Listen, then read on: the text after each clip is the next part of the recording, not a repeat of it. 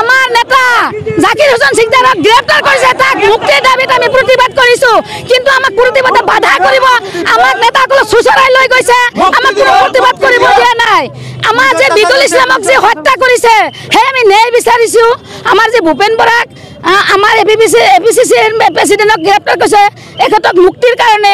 আমার যিসকল লিডার আমার কংগ্রেস দলের মুক্ত হয়েছে সিহঁতক আমি মুক্তি দিয়ার কারণে আমি প্রতিবাদ করিছো, কিন্তু যি দেখা গৈছে কয়া কৈছে আরক্ষী থানার পুলিশ বরপেটা থানার পুলিশ আমাক বাধা দিছে, আমাক মানে এনেকে সুসরাই লৈ গৈছে, আমাক প্রতিবাদে কৰিব দিয়া নাই। আমাৰ ৰাজনীতিক ধ্বংস কৰে ৰাজনীতি জানে মানে মৃত্যুবৰণ কৰেছে। বিজেপিয়ে ভয় খাইছে কিয় আমাক আন্দোলন কৰা সংবিধানত আছে, সংবিধান সিহঁতে ধ্বংস কৰিছে, সংবিধানক ধ্বংস কৰিছে, অপমান কৰিছে। সংবিধানত লিখা আছে আমি প্ৰতিবাদ কৰিব পাৰিম, আমাৰ ন্যায় আছে, আমি বিৰোধী হৈ আমি প্ৰতিবাদ কৰিব পাৰিম, কিন্তু আমাক এনেকুৱা কৰিছে, আমাক সুচৰাই লৈ গৈছে, আমাক অত্যাচাৰ কৰিছে, আমাক হতাহতি কৰিছে, এনেকুৱা কৰিব নালাগে। আমার বিজেপি সরকারে কংগ্রেসের উপরত রাইজের উপরত সদায় অত্যাচার চলে আছে।